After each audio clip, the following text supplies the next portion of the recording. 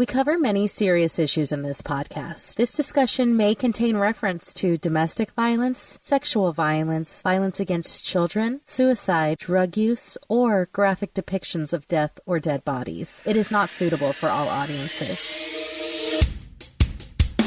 Tonight on Unsolved Mysteries Rewind, two friends get together to discuss episodes of their favorite television show, Unsolved Mysteries. Will they find answers? Will anyone care? You may be able to solve a mystery.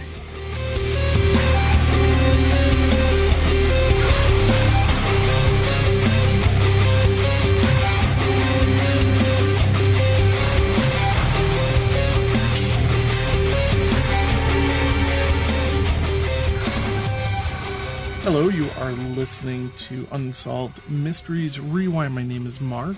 I am on today with Kim. How are you, Kim? I'm doing great, thanks. How are you? I'm doing great. On to another day where we get to discuss unsolved mysteries and these really big stories. This is a huge episode. When I chose it for star power, and I really didn't, at the time, realize that we would probably be focusing more on the stories that are not related to celebrity. Absolutely. I actually caught this episode a few weeks ago just watching Unsolved Mysteries, and I turned to Jack, my husband, and I said, I guarantee you Mark is going to pick this episode. It's such a typical episode for him. Well, it's just so, a lot of gun talk, and you know your gun stuff. No, you know your gun stuff because it's I had nothing to add, but also Unsolved Mysteries did such a great job at explaining precisely what we are going to be covering. Absolutely. They had graphics, they gave me everything I needed to know. Yeah, a little too much. We now have a type of tutorial on making blanks, if you really think about it.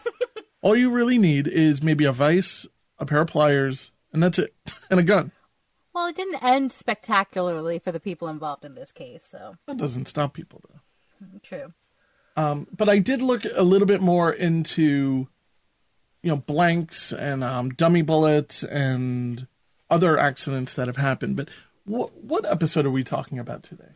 We are talking about Season 8, Episode 1, and we're going to be talking about a lot of graphics and pictures and stuff like that. So if you want to see them while you're listening, you can follow us at Unsolved Mysteries Rewind on Facebook, and we post all pictures, GIFs, websites, everything we talk about here, basically. It's really probably the best group on Facebook, period. I think, yeah. Because the bottom line is this. We do the deep dives for you, so you really don't have to worry about it. So you come to us when you want more to the story. And I think that's part of the problem with Unsolved Mysteries. It really leaves you wanting to know more.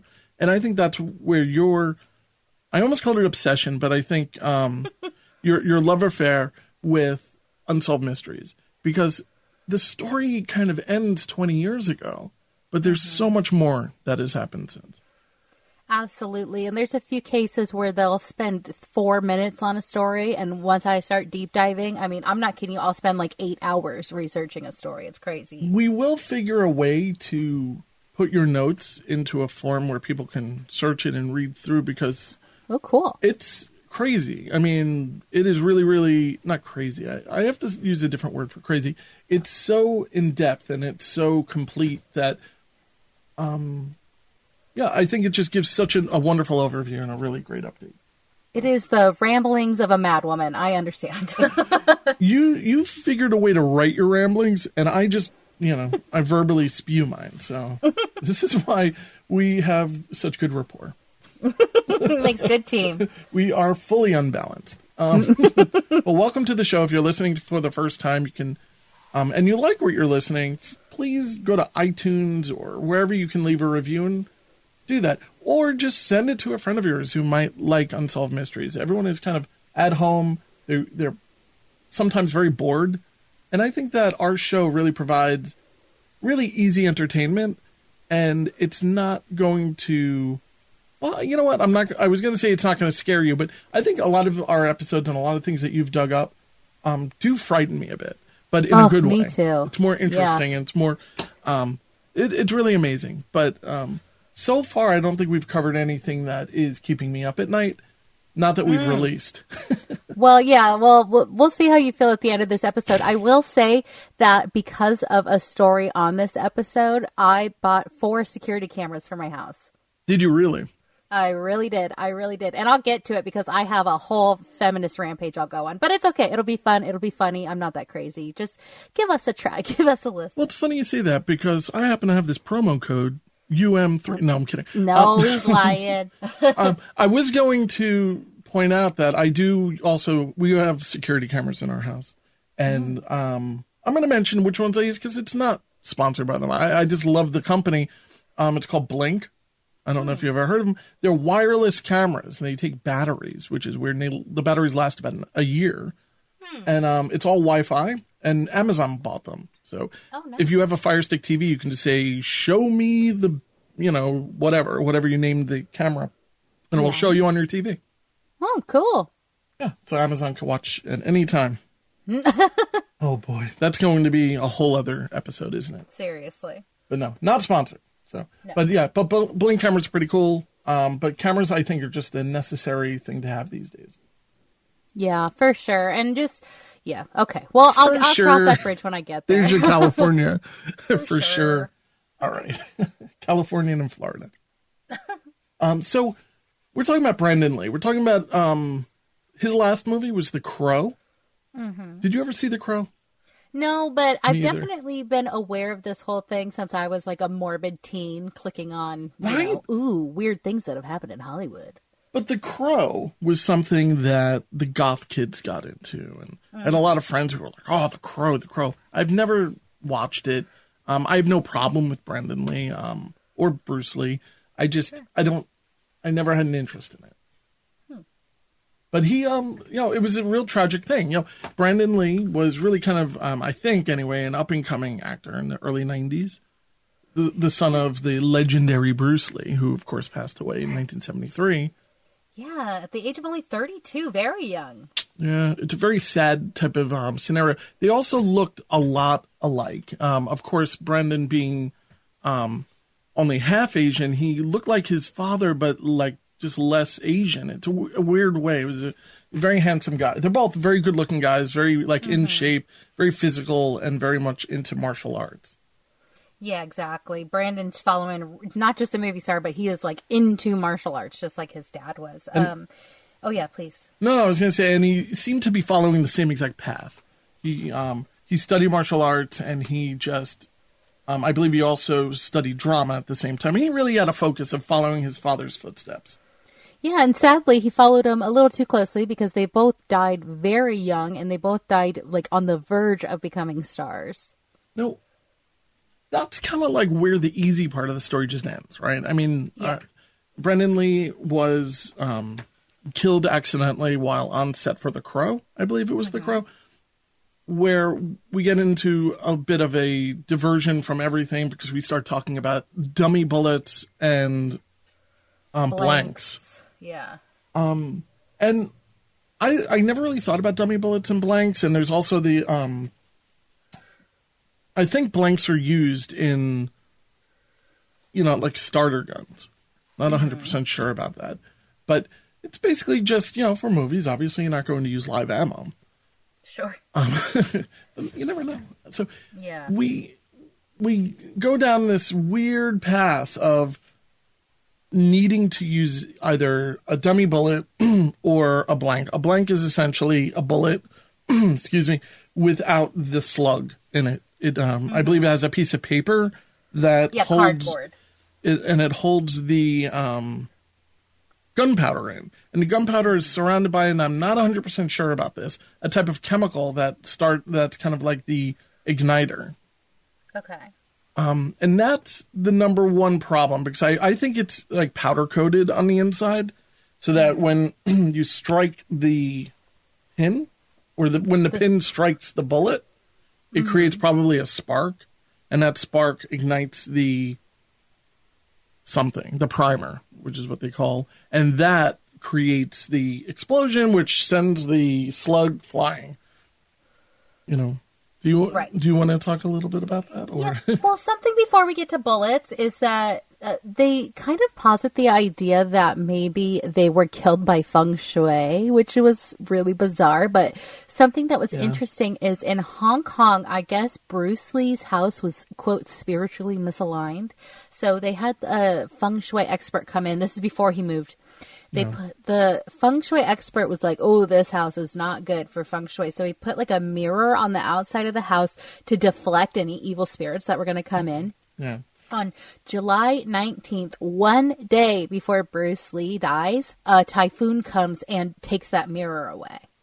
So that's kind of fun. I like that. That's like the unsolved mysteries of it all, because for the rest of it, it's not an unexplained death. It's not an unsolved mystery. Like, we have very clearly how the bullet went into Brandon Lee, but it's just spooky because they refer to it as like links in the chain. If this didn't happen, then this wouldn't have happened. If this wouldn't have happened, then that wouldn't have happened. And there's so many people that made wrong turns that ended up in Brandon Lee being accidentally shot. It's so sad. Yeah, it is. Now with feng shui, or how do they pronounce it in this episode? They called it like, oh gosh, feng shui. They called it feng shi.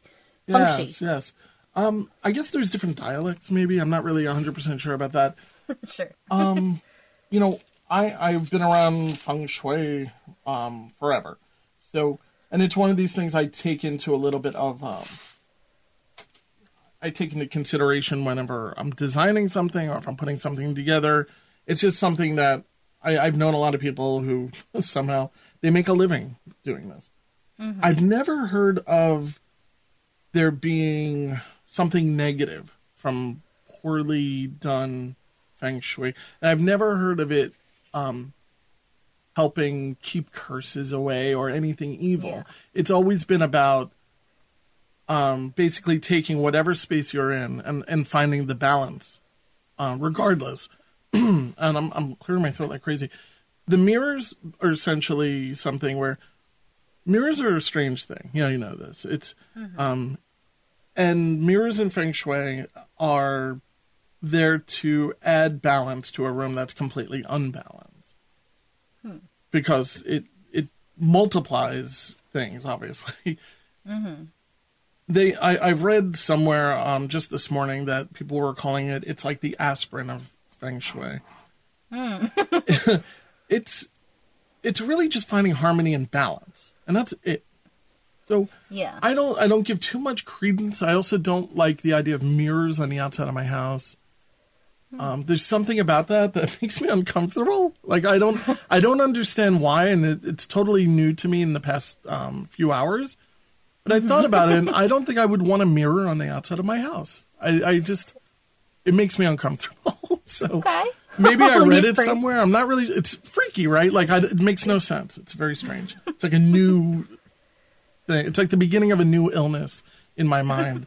But mirror, when I saw it, like they show the reenactment, they show this little mirror, and it reminds me of one of these feng shui frames where you might see in a lot of Chinese, like a lot of restaurants have this kind of decor where it just looks like the yin yang kind of symbol, and sometimes in the middle there's a mirror, or it has this kind of octagon shape, and it's like gold leaf. I do feel as though the symbology is very, very powerful. It's just I don't feel like it's going to ward off evil. That's all. And I don't believe in curses, so. I do because it's fun. I like to keep that avenue open, but I don't think that that's what happened in this scenario. It's unfortunate, but I mean, they say that either feng shui or a curse like killed Bruce Lee's older brother, it killed Bruce Lee, and it killed Brandon Lee. But that's such a stretch. This happened over probably 40 years. Only these three people. And his sister still around, right? Shannon, Bruce Lee's daughter, Brandon's sister, still around. His mom's still around. So, yeah, I don't necessarily believe in that. I think that was a little too convenient. But what we do get into is we meet these two detectives, Detective Brian Pettis and Detective Rodney Simmons. And they were the two who were in charge of the Brandon Lee on-set death investigation. Yeah. Now, there was a pawn shop scene that they were filming for The Crow, and so 2 stagehands went to a local pawn shop and, like, cleared them out so that they would have a legitimate-looking pawn shop set. They grabbed this box of, like, 44 round ammunition bullets. Yeah, like 44 caliber. A caliber, thank you. And so they're setting up the pawn shop on set, and the stunt coordinator's like, what is this? This is live ammunition. What are you doing here? So he's like, this is ridiculous. This is not allowed on a movie set. So he takes the bullets and puts them in his car. They sit there for like 2 weeks. And apparently this is when we get into like the blanks and the dummy bullets. So they tell us Unsolved Mysteries. They have like very helpful little graphics. And they say that a blank is the bullet with the lead tip removed and it's replaced with a cardboard disc. So it still has the primer on the back and it still has the gunpowder. So the crew was supposed to have purchased blanks, but nobody bought the blanks. So they're like, ooh, you know what? In the stunt coordinator's car, we got those bullets. Let's just put them in a vise, pop the lead tip off, and empty out the gunpowder. This is a low-budget production, I'm assuming. That is such a crazy thing. It has to be low budget or just lazy. I don't even know. I mean, I'm not really sure. I think that the production was actually in North Carolina. I think that's where he died. So, I mean, it's possible. It wasn't so easy to find. I don't know where I'd buy blanks. Yeah, that's true. I mean, this is pre like internet and Amazon Prime coming to you in 2 days, which is fair, but it sounded like it was an oversight on their end. Now, they're also going to need dummy rounds. So dummy rounds is just the lead tip on the end, but there's no primer and there's no powder. So you can load it on camera. And also, when you look at the front of a camera, you should be able to see the round. Like in a regular 38 snub nose type of thing, you'll see the barrel open. So exactly. If you had the fake ones, it'd be like, not that I would notice. I don't think I would notice that on screen, but of course, they're trying to be as accurate as possible. Yeah, now maybe I would. Now that I know all this kind of stuff. Right. So the prop guys continue this little like DIY project that by firing off firing off all the blanks just to use up the primer. And the primer is like what starts the whole thing going on the actual bullet itself. Right. So they fire off, and at least one of the primers did not get spent during that expedition. But the primer is powerful. The primer, yeah, the primer is powerful. You're going to get a spark. Well, yeah, I mean, it's enough to create a very excessive explosion. It's just not enough to launch a bullet. I don't know how far a bullet can run, but obviously bullets kill people. So pretty far. It's not the accelerant; it's the starter. And like I was saying, that it's kind of like in a car when the car battery, you give the car battery a jolt to the engine to get it started to run on gas. You can't really blow up a car with gas, like in the movies. Exactly. Yeah. So the prop guys, they have to do a scene where we as the camera or in the audience are staring down the barrel of a gun. So they're firing, and 2 people hear like a pop, and they're like, whoa, what was that about? They didn't realize that there was a primer in one, and the primer had just enough oomph to it to dislodge the lead part of the bullet. And so the lead part of the bullet is just shoved in the barrel. It's like jammed in there. So instead of anybody investigating what that primer was, or what that pop was, they're just like, oh, well, future us's problem. And they just put it aside for another 2 weeks. 2 weeks. It could have been, it's just crazy to me that this would even happen. Shaken loose. Yeah. No, that's what I'm saying. Like, it's a link on a link on a link. And it's just like, wow, so many missteps here happened. Like Brandon Lee's time was up. All these things contributed to it. So they didn't check it. 2 people heard the pop. So 2 weeks later, they're filming his character's death scene, Brandon Lee's character's death scene. So they loaded the gun with just the blanks, and the blanks are the ones with the cardboard in them and all the gunpowder in them. So they give it to the actor Michael Massey, and so he points it at Brandon Lee like he's supposed to do in the scene, and he pulls the trigger. And now that's only supposed to give like a flash to us, but because the lead tip was lodged in the barrel of the gun, it actually propels the bullet right into Brandon Lee's abdomen, and he is pronounced dead at the hospital. And while I don't believe that this had the force of of a proper bullet. Sure. It must have had enough force to clearly have killed him. Yeah, and I mean, he died of blood loss, and you just think of that entering his body, tumbling all around. It's got to be ripping things left and right in veins and arteries. I'm sure the blood loss was substantial. It's a terrible thing. And this isn't the first time Hollywood had something like this happen. There was a famous thing that happened in 1984 with John Eric Hexum on the set of his TV show. And he was playing, for the scene, he was playing Russian roulette, or relay, whatever. And same exact thing, but the problem is that he did have a proper blank, but it had the cardboard in it. And the pressure alone, he put it right to the temple of his head. And the pressure that comes out of this bullet is still forceful enough to do damage. And he went into like an immediate coma and passed away pretty quickly. That's so sad. There's something really weird that it's actually in a Bruce Lee movie where they're filming something with blanks, and Bruce Lee's character says like that wad of cardboard when it comes out is enough to hurt you really bad. So it's just kind of like a weird, almost premonition. This is why even a dirty gun, like if there's, some type of matter in the, what do you call that? The nozzle. I don't know. Barrel? Yeah, the barrel.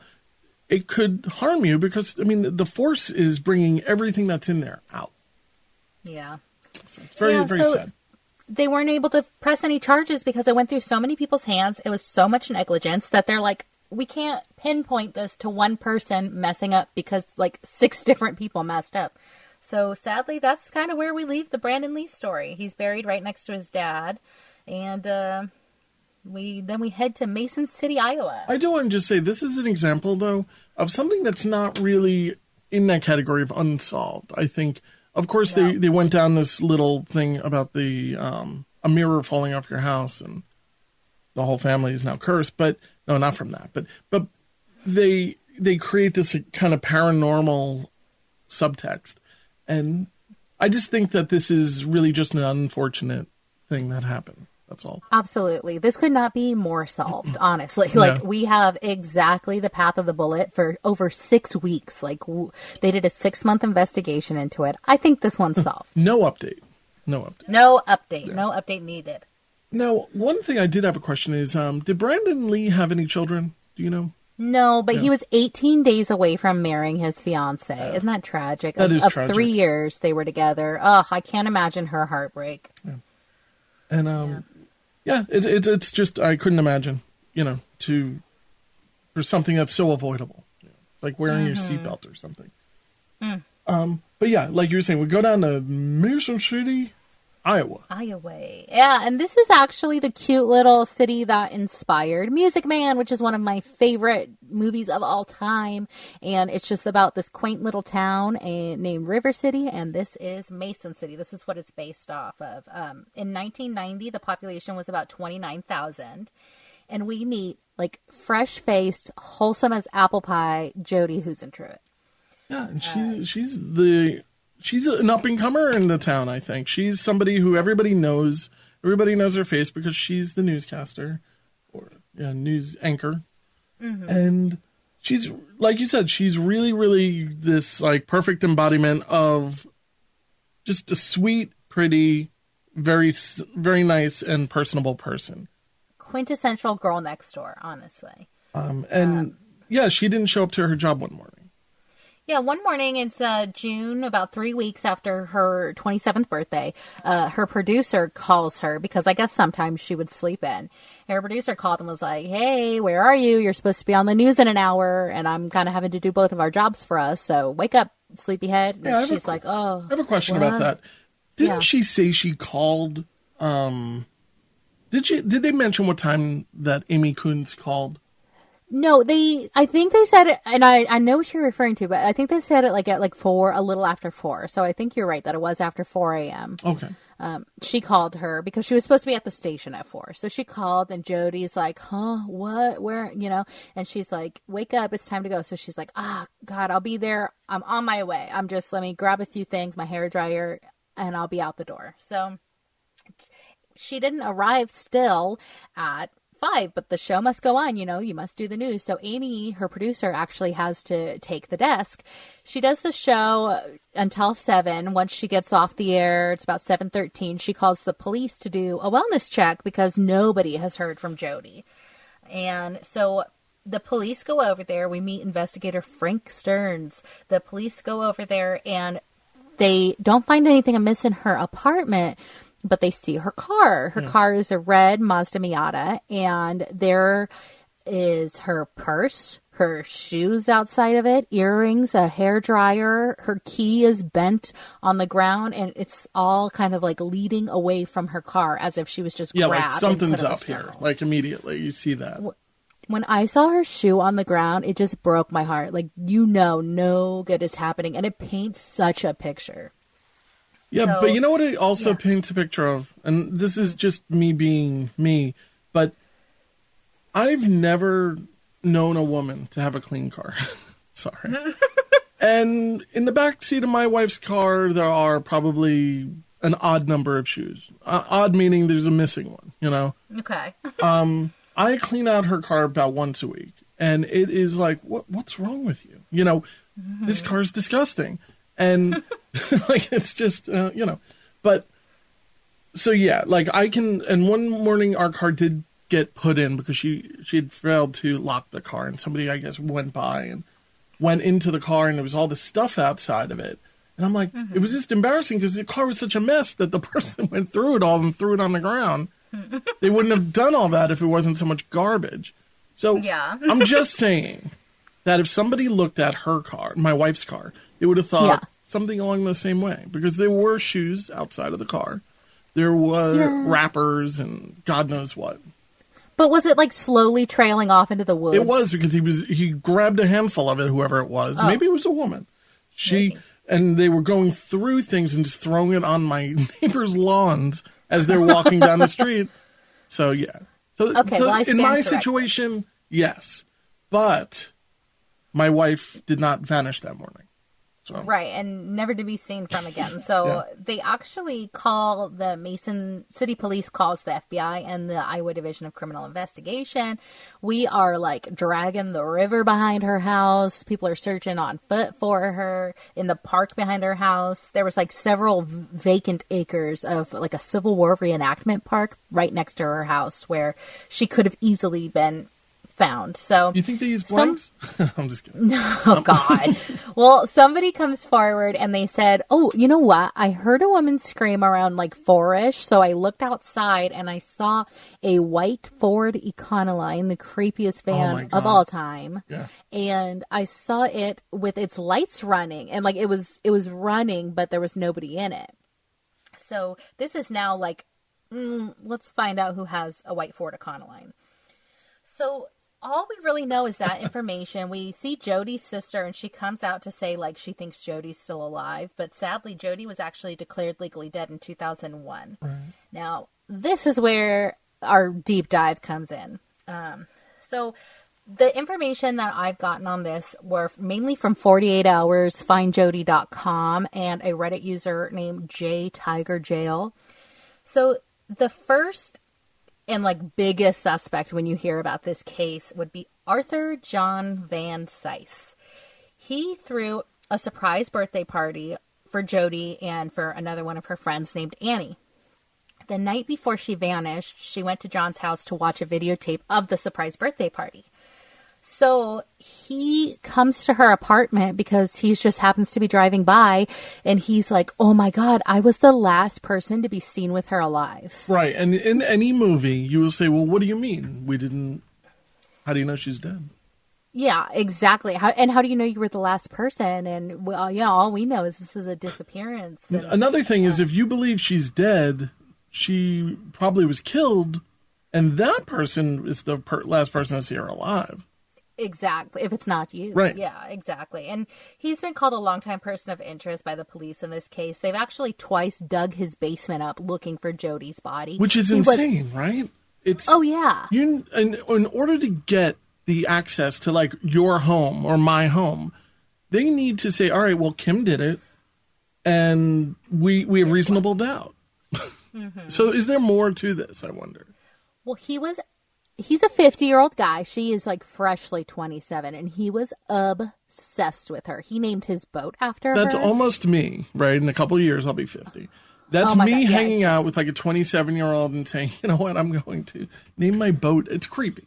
It's what so it is. creepy. He would like take her out like jet skiing with his son, and when he would see her, you know, be a 27-year-old and like dance and drink and be flirtatious, he was said to be like enraged about this because he was so obsessed with her. And actually, if you watch the 48 Hours interview, he just keeps saying like she was the best. I loved her like a daughter, and just keeps referring to her in the past tense. So this guy is creepy, and he's like 6'4", she's like 5'2", and he could have easily grabbed her. Yeah. Now.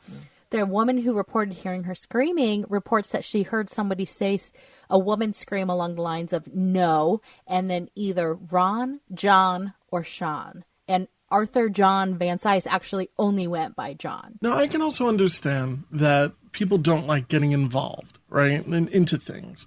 But, yeah. But I'll say this. In the middle of the night, if I hear somebody yelling or something, I'm going to investigate. I will give a random call to 911 if I think in a situation like this. Now, I'm in New York. I mean, it's very noisy here. This is Iowa. You know, this is not, you know, this is more, I guess, less populated. It's more community-based, I'm assuming.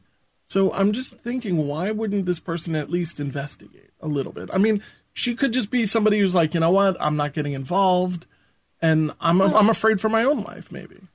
There's actually been about 5 or 6 different neighbors in this apartment complex who say they either heard something or saw something that morning around the same time that should have rose suspicions, you know. But, you know, it's that, I believe it's like Kitty Genovese story where if you are in an apartment, you have you feel diminished responsibility because you just think somebody else will take care of it. What am I going to do? I'm only one person. There's 20 other apartments around here. I'm sure one of them's called it. I don't want to overwhelm the police, you know. Right. So you actually get, the more people you're around, the less responsibility you feel to take care of other people. Right. So let's see. In 2017, a warrant was actually issued to search 2 of Van Cise's cars. Isn't this weird, though? I mean, this is so far from the time that... Yes, she disappeared in 95. Right. I mean, we're talking, you know, a lifetime later. It's very strange to me. And what kind of evidence could be retained for over 20 years? I don't know. Maybe DNA. DNA's not what it used to be in 95. And he still has this car? I mean... No, that's the weird thing is actually they searched because he's not very smart, I'll say. And he went to findjodi.com and put out there what the search warrants were for. He actually put copies of them on there. No, really? Yeah. So he's kind of an attention whore. Yeah, or, you know, like kind of like maybe possibly somebody who did it would kind of want to put themselves in the middle of the case, just speculating here. Yeah, well, you know, this is another thing is that I believe in psychology. It comes up from time and time again. It's the truth always wants to come out, and even subconsciously, you're going to slip up, and you're kind of going to realize it. And it's about like kind of that giving hints and not even realizing that you're giving hints. And I don't know. These are telltale signs to me. Yeah, and so when he posted it, actually, it was for 2 cars. One was like a 97, so it couldn't have been around at the time. And one was like a 2010 car. And it was to pull GPS information from these cars. And he was also ordered to give another DNA a handprint and a fingerprint to the Iowa people. So he complies and he goes and does that, and we haven't heard anything else. But if it's GPS info, I'm wondering, are they thinking he's going back and visiting where maybe her body might be? Right. And I also think the body is yet to be recovered, right? No, we have no idea what happened to her. Now, I mean, I guess it's possible that they're thinking maybe he's transporting the body at some period of time. And I think that might be like kind of like he went to a weird warehouse and picked up a rug, you know. I'm laughing. I'm not really laughing. I think that this is the worst. And it's out of uncomfortableness. Yes. I totally get it. All of my laughing, usually 90% of the time, it's because I'm uncomfortable. Or I just sympathize with this situation. I cannot believe that somebody would be so horrible. And now, so I think that might be it. I think there may be like, hey, what is he doing going between point A and point B? Let's go and pull any type of DNA that might be in that car. Mm-hmm. Well, it was specifically for the GPS data, though. They did specifically for his DNA on his person, but they specifically wanted the GPS coordinates, like information for where his cars had been. Now, this is what made me profoundly sad and filled me with a feminist rage, because this woman, and this is every woman, this woman is trying to just do her thing, go out there, be successful, be on the news. And she was. And she is surrounded by men who want to take that from her. Like, she is just surrounded, because she is a woman and because she has a vagina, she is just surrounded by men who want to victimize her. Because trust me when I say that John is not the last suspect that we have, not the only suspect that we have. She was surrounded by people who were creepy as hell. And like, she would get letters. She was stalked when she was out jogging one day by a dark colored vehicle with no headlights on. She was sent via letters to her job, as well as many other news reporter women in Iowa, with like decapitated heads in the margins and saying like, I'm gonna rape you and cut your body up and they'll never find you, but I'll send your head to your news station. Like, this is just because they're women, and that makes me weep for womankind. I think you hit the nail on the head. I think that her crime was that she was attractive and she was a personal figure. I mean, a public figure, and she was personable in front of the camera. Yeah. And in that sense, stalking is one of these creepy things, and it's a very dangerous thing. I'm sure that you remember the story, My Sister Sam TV show, Rebecca Schaefer, how she was murdered by a stalker. And you know what? These are two tiny isolated cases. I'm sure we both know, I can't say for you, but I'm sure we both know, or I know, men who are just kind of, are not to the point of murdering, but they're kind of a little too much for the world in that sense, where they're just a little too obsessed about things. And let me throw a depressing stat out at you. 1 in 8 women will be stalked in her lifetime. Yeah. And we're probably going to be talking about quite a number of them in the future. And it's a real shame that this becomes a discussion about a cautionary tale of not, it's a single woman who, I could not imagine being a single woman in this situation and being asked out, like, on a date, like, hey, you want to go out to dinner? And probably having a little bit in the back of your mind thinking, is he going to cut me up and kill me? And because maybe he's just a stalker. When I was a single woman before I got with my husband, I would always give the person's information and where we would be going to a friend just in case I got murdered. Now, granted, I am a bit of a weirdo that's like watched Forensic Files since I was like a tween, but it's always in the back of your mind. Like, It's always a possibility. And this is why I got security cameras, because I was like, at least if I get murdered, we can avenge who did it. But if I could just quickly run through the other suspects. Yes. And I think that there's something there with these guys, too. But they might have just been stalkers that didn't take it to this level. Or maybe they did. I don't know. And I'm not trying to call you out, but just the way that you say they could just be stalkers. I know, isn't that horrible? I know I'm not trying to call you out, but I know what you mean. But like, oh, God. Well, nowadays, here's the thing. It's so easy to stalk somebody these days. All you really, you need Google or whatever, and you can find out so much about somebody, and it's a little bit scary. Back in these days, it was very difficult. What did you have, really? The white pages? Yeah. You can find out where somebody lives, and then what? A windowless van. A windowless van. So, but yeah, I really don't mean to make it sound like it's not a major thing, but I will say that this is your typical creepy, like, wacko, right? So... And I'll just say my word, he's a wacko. So but he could have been harmless. I don't know. Like, he just might have been just really creepy. Well, if he was harmless to Jodi, he wasn't harmless to other people. He is a serial rapist. He has raped his 8-year-old daughter. He was obsessed with Jodi. Whenever she would come on the news, he would be like, oh, my girl, reading the news. So he happened to have a fort a white Ford Econoline van, and the back was actually filled with like sex toys, lubricants, handcuffs. They called it a poor man's porn palace. So shortly after Jodi's disappearance, he gave the Econoline to a friend and said, "Oh, there's evidence of sexual activity in the van." And the friend's like, "I gotcha, say no more," and burns the van. So all evidence is completely gone from the van. Right. Now, when he actually is on trial for the rape of his 8-year-old daughter, somebody casually mentioned Mason City, and he just smiled and said, "Jodi Huisentruit."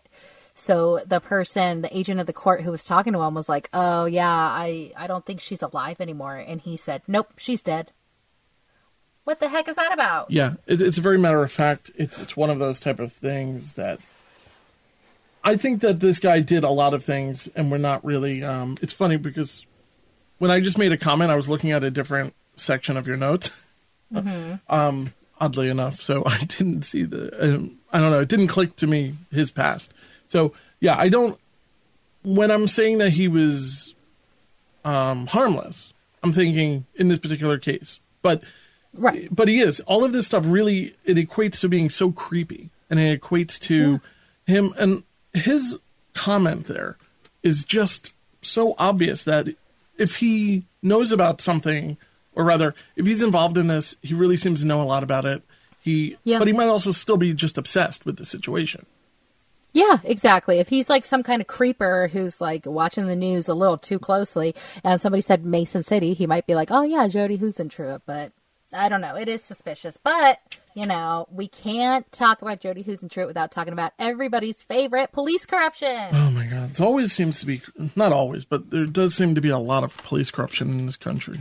The ones that you and I do, I'm seeing it more and more. So she was actually rumored to be doing an investigative report on police corruption in Mason City. Now, Mason City is a little notorious for police corruption. There's a story that I read through the rumor mill that in the summer of 1999, a man named Gerald Bess went to his preacher and told him that he believes that the police were actually involved in criminal activities and that they might have killed Jodi to try and cover up the misconduct that they were doing. And then later that year, he was found very suspiciously murdered. His murder has never been solved. Now, a Find Jodi billboard was erected on her, what would have been her 50th birthday.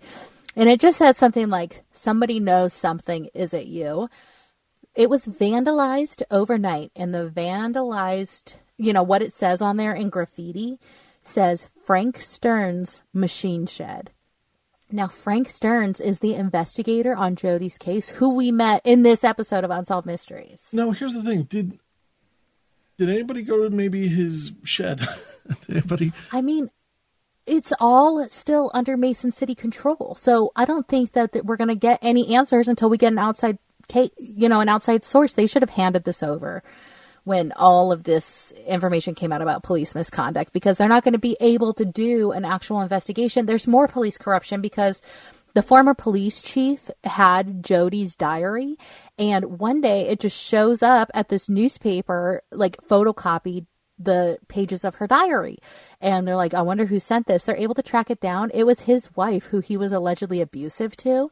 And she just made photocopies of it and just sent it on out there to everybody. So it's like, what is going on here? Is she trying to tell us something? Like, it's very weird. And I don't know. Police corruption really is probably the scariest thing we can even talk about. Yeah, I agree with you. Because it's one of those things that's so well hidden. These are the people who probably know best on how to cover up something.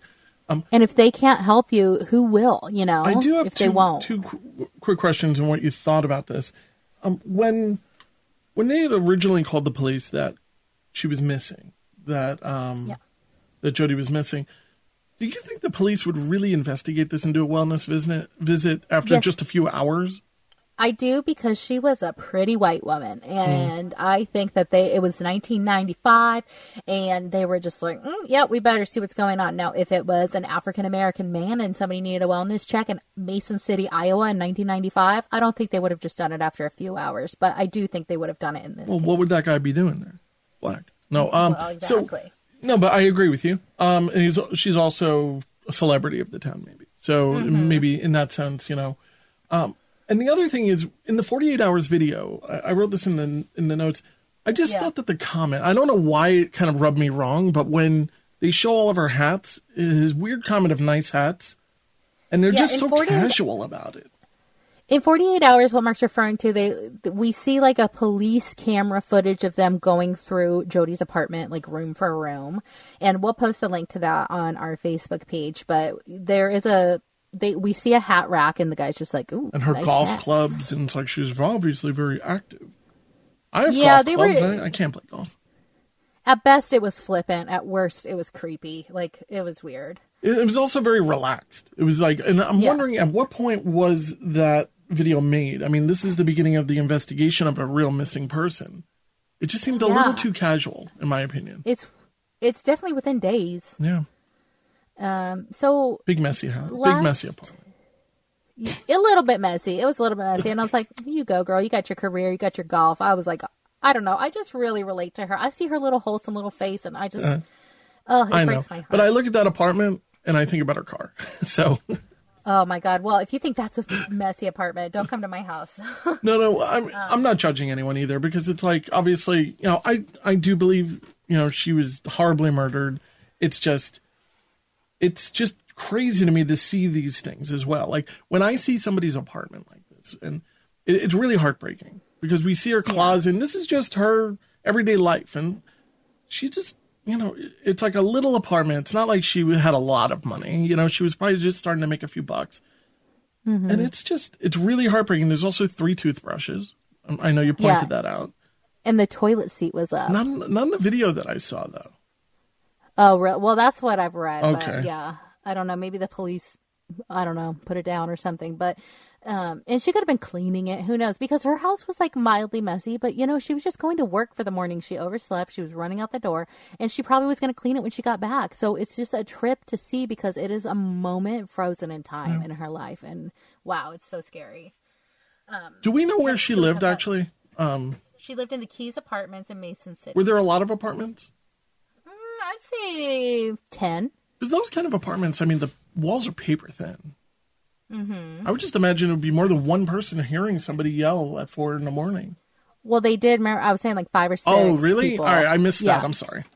Oh, no problem. No, 5 or 6 people heard it, and that's when we're talking about like diminished responsibility and stuff. But so finally, just to close out this suspect pool, we have Tony Jackson. Tony Jackson is an area rapist. He is serving life for being a serial rapist in Iowa. He actually lived only 2 blocks away from where she worked. The whole reason that we're suspecting him is because his former cellie claims that he wrote a prison rap about the crime, and he had a lyric in there that said that Jodi was, quote, stiffin' in Tiffin, when Tiffin is a small little town in Iowa, which was about 158 miles away from Mason City. So they sent cadaver dogs out there, police out there to search for her body. They didn't find anything, but 2 out of 3 cadaver dogs did hit on human decomposition. So at some point there was definitely a human body that was dead there. But why investigate further, right? It's so weird to me. It's like, all right, well, the dog smelled human decomposition. Yeah, and it's 1995 again. It's not it's just different. But I went through like his whole laundry list of crimes, and he's a home invader all the way. He's not like, let me just grab this woman off the street. He was a horrible rapist and a terrible person, but I don't see him for this crime. And plus, in jail, a lot of guys are like, oh, yeah, that's super high profile case. Yeah, I did it, aren't I? Like, Mr. Tough Guy. So there's a lot of bragging that goes on. Yeah. And, you mentioned that the TV station that she worked for, planning to train her on her. It's still there. It's very nice. And I think that she really left her mark on this little town. And if we ever hear anything about her, any updates, you can bet we're going to bring you the updates. Yeah, I mean, I wonder if we will ever hear about anything, and I really, really hope it's not because somebody's putting a pool in that guy's house and they dig up the shed.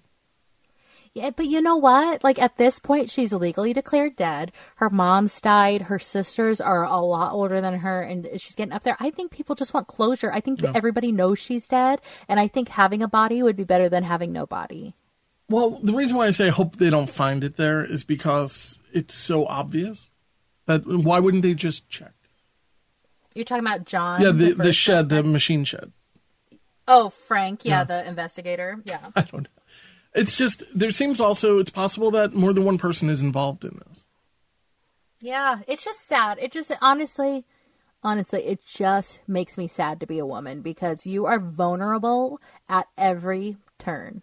And Unsolved Mysteries really does touch upon a lot of these situations where women are the focus of the attack. I mean, it's probably statistically speaking far more common. But yeah.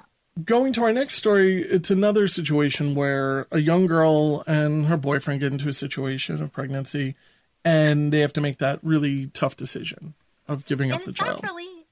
It's not even really their decision. It's kind of her parents' decision of like, you're 16, you're not going to keep this child. Yeah, and it's a real. I couldn't imagine making this decision. No. I think that. And I was born in 1973, so I mean, this is about whoever this would be about my age right now. Adopted. Yeah. And there is an update, of course. You've dug as deep as possible. Yeah. But yeah, she's basically being told you're giving up the child. Her father is very, very upset with.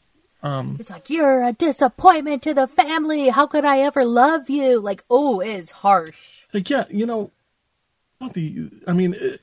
it's tough, but it's not the end of the world, buddy. Yeah, teens are gonna have sex, and like you said, it's not the end of the world. They said, of course, any parent would be disappointed and angry, but just, right.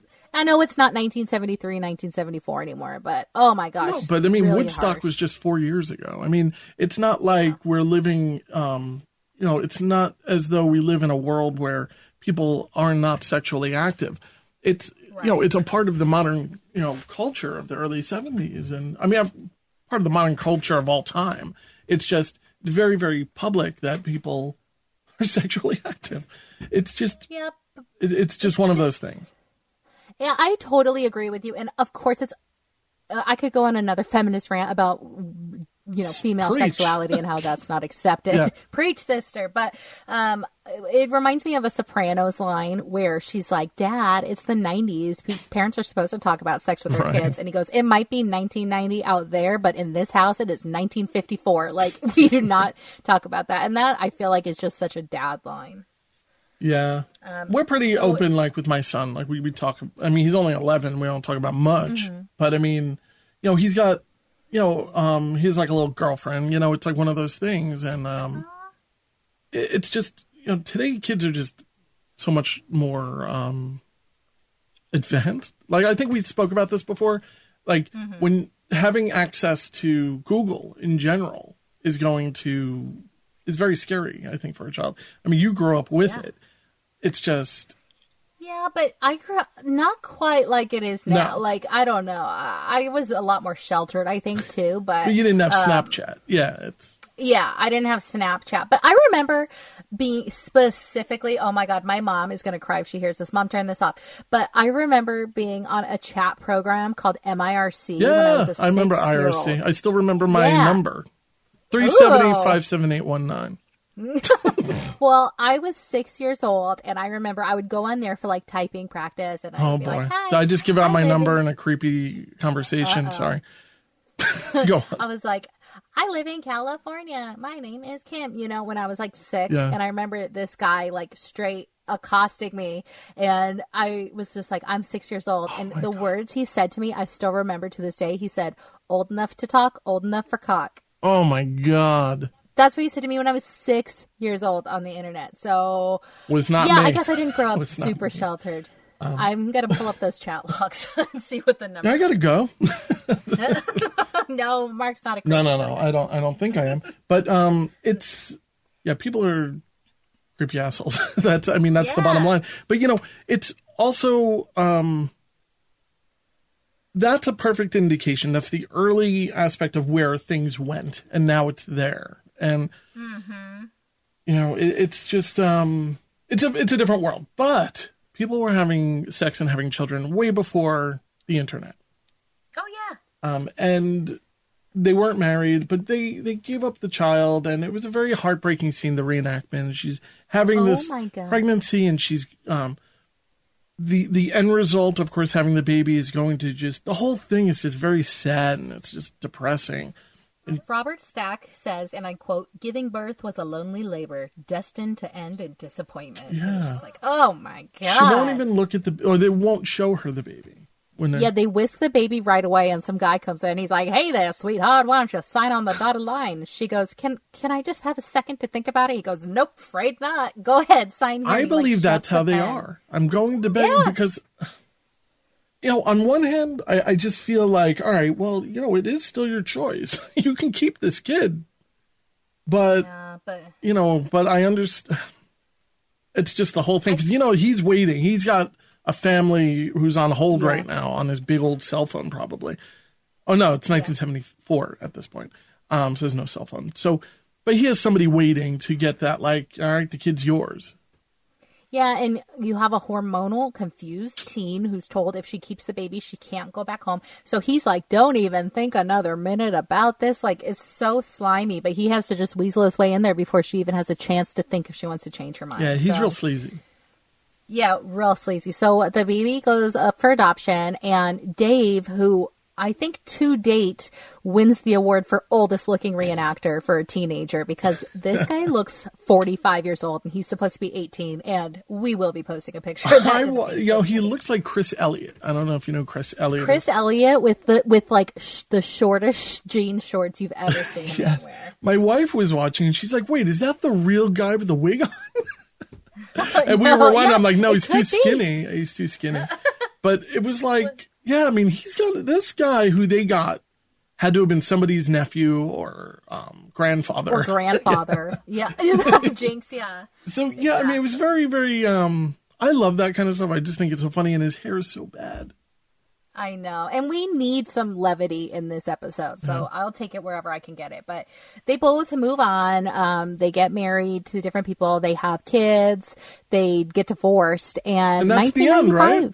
It's over. Well, they go in their own separate ways and they move on. 1995 rolls around and it's time for a high school reunion. So they actually reconnect, and within a year they are married to each other because they love each other still. They are so cute together. Seriously. Yeah. His little face when he's smiling. Oh, sorry. No. I just want to say, like, it's really just her talking the whole time, the mom. Yeah. And, she seems like a normal woman. And they pull back and you see that she's sitting next to her now husband, who was like her, first love type of situation. Mm-hmm. And then, I don't know, there's something about that really made me think that's really sweet. Would never be me because I dated lunatics, but it's one of these situations where they have this connection of having a child together.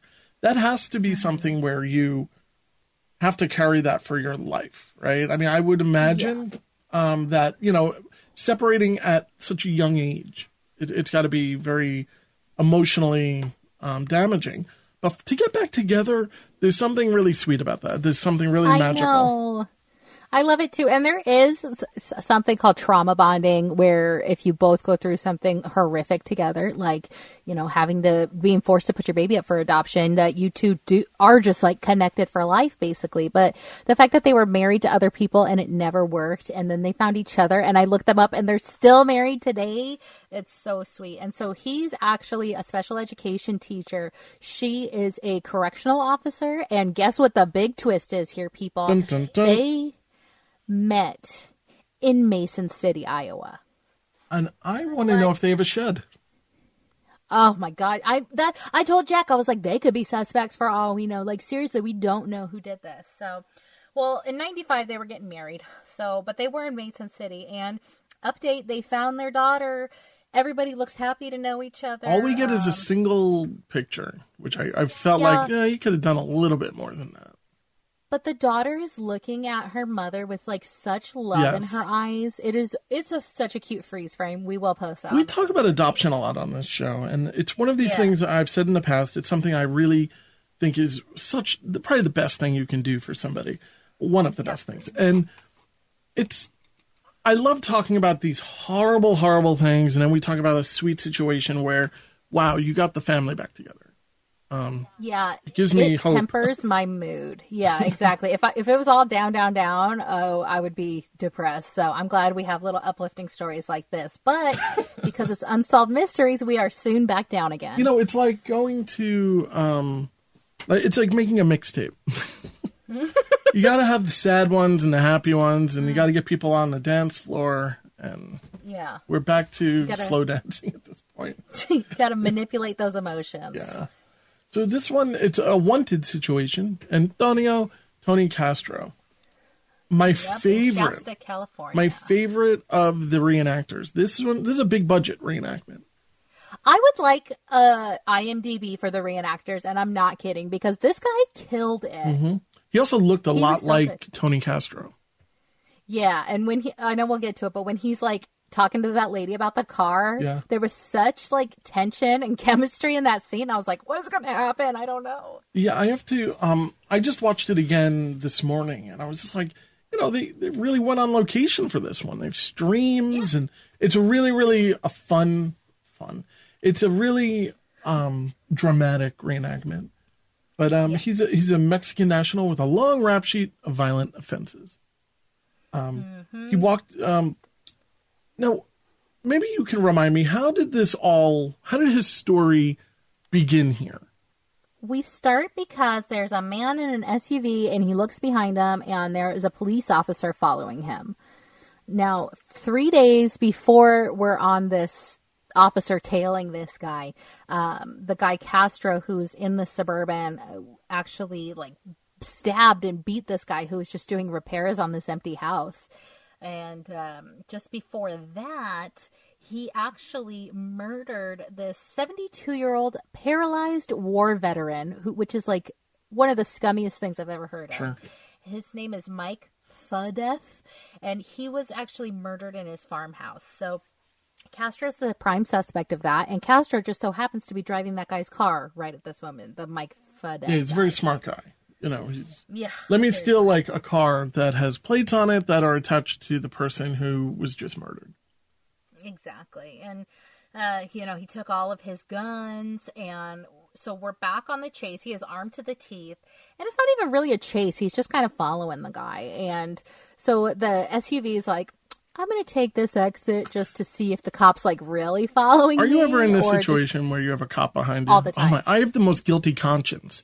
So I'm like, I'm not doing anything wrong. And it's just, I feel like I'm a murderer. You know, I'm the worst with this. I totally hear you. But as far as like people trailing me when I say it all the time, because I'm such like a paranoid lunatic about watching all these murder shows all the time, I always think that people are following me to like rape and murder me. So I'll usually like take all these different kinds of shortcuts and stuff and cut around and turn here and turn there just to see if they're like really following. Well, you me. Shouldn't listen to the Unsolved Mysteries theme song in your car. That might be added. I know that doesn't help. No, but you take the smart precautions, and I just feel as though we live in that world. We live in a world where you have to just watch your back a little bit, at least. One time I was like 16 and I was riding a bicycle because I didn't learn to drive till I was like 26. Long story. But this guy pulls up to me at a stoplight. This is in Merced, California. And he's like, hey girl, what's up? And I'm like, hi, how's it going? And he's like, why don't you just like pull over here and we'll just chat, pull over here. And I was like, okay, yeah, totally. And so he actually pulled into the parking lot, and I like hightailed it out of there because I wanted to like get a jump on him because I'm on a bicycle. Yeah. So he gets pissed, like, swerves around and like follows me for a few miles. Oh my God. And I'm like going fast. So I actually start going down like streets that are residential just so in case I get like abducted, maybe somebody will be home and looking out their window and see it. And I had to go like every which way. I took the long way back to my apartment. I made sure nobody was following me after that point. And then I like ran upstairs and hid my bike and everything because I was so scared. But I've never had like more adrenaline in my life. Well, I did research on that story. And what I found out, there's an update. That was the IRC guy. Oh my God. 10 years later. Now, that's a scary story. And of course, I'm glad that you were smart enough at this age to not just go, let's just hang out, you know? Oh my God, yeah. But like, that's what I'm saying. And I know people are over my feminist rants, and I will try and stop soon, but every woman has a story like that. Yeah. Men are stalked too, but not nearly as much. I'd say 5% versus 95%. Exactly. Yeah, and I'm not trying to take away. Obviously, men can be victims, men can be raped, men can be murdered. Like, I'm not trying to take that away, but it just seems like it sure happens a hell of a lot more to women. Yes, it does. And I'm not going to, I mean, it's a sad statistic, and anybody who wants to debate that statistic should just kind of go to Google and search for the statistic. No debate. Exactly. Well, so he tried to do what I did, where he's like trying to duck and weave the cop just to try and get rid of him. He actually ends up in a cul-de-sac because that's just this guy's luck. So honestly, it's like he goes down the alley with like a truck backing up. I mean, this guy is like really not on point. Exactly. Yeah, maybe this is some finally karma for him. So he like hops out of the car and goes on foot. Now there is like thousands of acres of wilderness and he is just gone. So the Shasta PD guy calls in backup. They do this huge man search. We're talking like through rivers, streams, mountains, rocks. Like it was crazy. They were searching for him. They found a footprint going this way, but then they'd go that way for 2 miles and realize that he had actually gone a different way. Like he was zigzagging like a alligator was running after him. You know, he was going all over the place. Now, let me ask you, before this happened, wasn't it when he pulls the police officer pulls him over and he's like, let me see your hands, or did that happen after this? No, that did happen. He was like, let me see your hands. And he's like, yeah, no problem. I thought that was a very tense moment because he's getting out on the other side of the truck. He's like, I'm cool, I'm good, my hands are up. And he just kind of runs off. And I watched with the subtitles on, and in brackets it was like tense music. I was like, ooh, what's going to happen? Yeah. But all in all, I'd say this is the shining star of the episode in the sense of dramatics. It's even better than the Brandon Lee. Yeah. And so night falls, and the search is called off. So the next morning, he pops up in this town called Lakehead. It's actually 8 miles south from where he ran away. And there's a very tense scene with a woman where he's like, I want to buy your car. And she's like, you got the cash? Yeah. And she's like looking him up and down. I'm like, creepy. It's so creepy, but like, are they going to have sex? Like, I didn't know what was going to happen because she was like eyeballing him. So he was like, yeah, I'll just follow you in your house. And she's like, you stay back here and I'll go get the keys. She even puts her hand on his chest to push him away. It's like a very... Yeah. Like, did you guys hook up outside of this show? I think they might have, or we're just about to. Like, that's how much chemistry I felt. Yeah. So the next scene we see is him just like driving away in that car, and supposedly nothing happened to that lady. We never know. We have no idea. That was added for us, though, because I read, and she was supposedly a very elderly woman. Oh. And she was unharmed. So she was okay, but they added a little sex appeal for us, I think. I don't mind it. No, it was fine. And we need it. We need to break up all this tragedy. So By the way, if I could just say, that car looks a lot like it looks like the same exact car that was used in another reenactment of the child abduction episode with the two friends.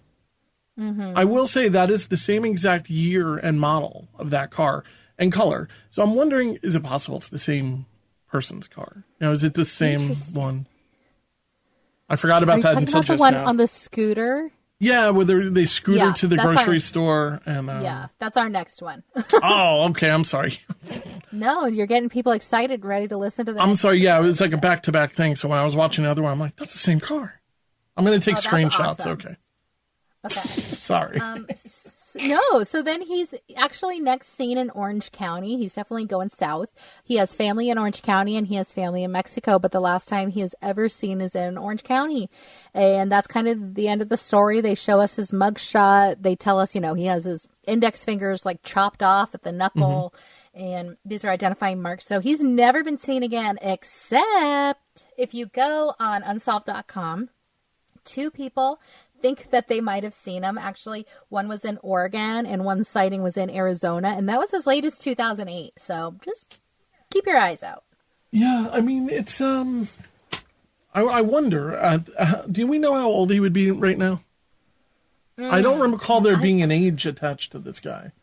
I don't either. Yeah, but if we're going to guess that it's him, I mean, maybe he's like about in his mid-50s now, at least. Yeah, he looked like, if I'm going off looks for the mugshot, maybe like 32. Yeah, so, and this happened in 1994, so yeah, about 26 years ago. Yeah, about 60, maybe 50s, 60s. Yeah. So, people just, between the age of like 40 and 60, I mean, people can't even tell who they are anymore. That's true, but just keep your eyes on that index finger because it is weird. It's all chopped off. So, oh my God. Not to say it's weird, but Yeah. It's a telltale sign. So now we get into a little bit of the paranormal. paranormal. Fun one. Love it. I love this one. It was really fun. I thought not for Sammy. No. I mean, the Gulf War is way before your time. You were an infant. Well, I was 2. Yeah. But this was a big deal. This was, I was like, am I going to get drafted? Because I was 18, and it's one of those things. 1991 is when I graduated high school, and I was like, well, I'm going to college. I think that's one way to keep out of a draft if they ever reinitiate it. And I had friends who went to, the Gulf War and fought in Desert Storm. And it's, it was really crazy. And I've never heard of stories like this where thankfully, none of my friends were ever kidnapped. I mean, held hostage POWs. POWs. Yeah. But this guy went through some serious stuff. And again, we are dealing with reenactors who are far older than what they should be. This guy's got to be in his mid to late 30s. Sami Mubarak. I love him. He was Me too. I really liked this episode. I did too. I love this segment. It added, I love these type of truly unexplained phenomenon type of situations. But do you want to jump into this? I'm sorry. Yeah, and I'll just say it wouldn't be Unsolved Mysteries without the unexplained. Yes. So I love these. So the first night Baghdad was bombed during the Gulf War, we meet Joe O'Brien from California, and he watched it on TV. And he's like an old Air Force guy, and he was really close friends with this man he met named Mohammed Mubarak, who we call Sammy. He goes by Sammy. So he is actually a Kuwaiti Air Force pilot, and he is on the Kuwait side of the Iraq conflict. So they were friends for 16 years, and he's watching this conflict on TV, and all of a sudden he sees Sammy basically holding up a newspaper, as a hostage, and they're showing it on TV. So he's like, oh my God, that's my friend. By the way, people might not realize that Kuwait was who we were helping. Yeah. So, exactly. A lot of people just kind of think, oh, it's, Indians. But, Kuwait was trying to, get freedom, and they were being attacked by the Saudis. Yes. So, sorry. No, please. I think it's important to say. So the Iraqis had actually shot down Sammy's plane and had taken him as a prisoner of war. And Joe's watching this on TV, and he's like, oh my God, is my friend of 16 years going to be killed? Yeah. What's going on with Sammy? So he has a fitful night's sleep, as it's referred to in Unsolved Mysteries, and he finally falls asleep, and he has a dream. And in the dream, he is a POW. Now, this is Joe we're talking about in his dream. He sees, this prison cell that he's in, and he describes the colors and stuff, and he feels this, severe pain in his hands and in his wrists. And he also sees this, beige and green striped blanket, and he has really, warm, happy feelings about this blanket. He doesn't know why, but this blanket is his friend. So he wakes up in a cold sweat and is like, oh my God, now I know how Sammy must feel, because obviously my friend's a POW. It's on my mind. That's why I had the dream. So he wakes up and his hands and his wrists are all red and messed up. So he runs them under cold water to kind of, just to find relief. Make him feel because he's having all of this wrist pain. And he goes with his friend to another friend to a diner, and he can't even pick up the coffee cup. His hands are all shaking and injured, and the friend's like, what's that about? And he tells his friend about the dream. Yeah. Yep, exactly. And he actually had that pain in his hand for 5 days. Yeah, I mean, from the way that they were talking about it, it was just, it really had that type of, he really, really harmed himself. And even the way they showed his hands, they looked painful. They did. Mm-hmm. I really, I thought that they really reenacted this well. And we really, I thought everybody was really good. They really got their point across. Yeah, totally. So I could not agree more. And it turns out that the Gulf War was a short little war. It was 42 days. Yeah. I'm sure it felt longer to Sammy, but we actually see on TV Saddam Hussein exchanging POWs with the United States, and we get to see Sammy, and Sammy is alive, and I don't know if I'll say but he's alive. Yeah. You know, what's funny about the Gulf War, because I'm just looking at the dates, and it kind of triggered in my head. When we finally officially went to war with the Gulf War, in the Gulf War, it was August 2nd, 1990.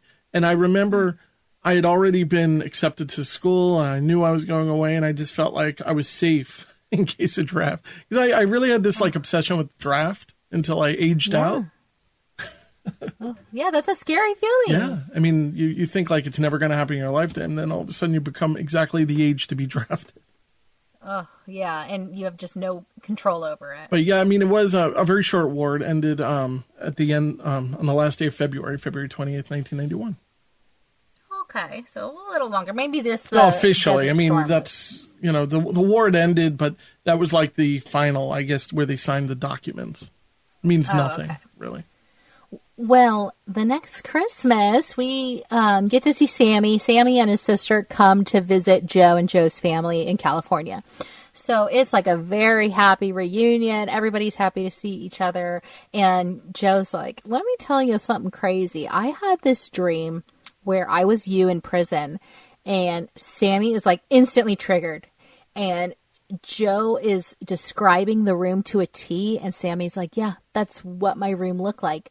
And he's describing the blanket and how much he loves the blanket. And Sammy's like, the blanket was the only comfort that I had in this world. Everything else was stripped away from me, but I had warmth from this blanket. And so I bonded with this blanket. Can you imagine being in a situation like this where you are a POW? You're in this disgusting room, and you have nothing, and you probably think you're going to be killed any minute, and you live through it. It's like you miraculously get through it psychologically, physically. You're home, and you speak to somebody, and it's like you're able to share your horrible experience that maybe you weren't even able to really deal with in a lot of ways, but you're not able to have a shared instance where this person, saw it and kind of and experience some of it. So I like that entire thing. I think there's comfort. I have to say that's very optimistic of you, because I was the opposite way. If I'm Sammy and I'm, telling my friend about this experience and he goes, oh my God, I had a dream like that. So me too. Like we're basically POWs together. I would slap him. Like, I was in there for so long. I was tortured and stuff, and you had, like, one REM cycle worth of experience with me. Like, no, it is not the same thing. I guess I see what you're saying. It's kind of like climbing a mountain and one person's taking the chopper up. But we're both here! So, but no, I get it. But for him to actually see it, and it affected him, clearly. I mean, to the point where he has this story. It's a trip, too. And the thing about the 5 days with his hands was actually Sammy was kept in handcuffs so tight that it was cutting circulation off to his hands for 5 days. So it's a really cool, creepy, psychic experience that I have no explanation for, skeptical. And we also don't know why them. There's no real touch upon that.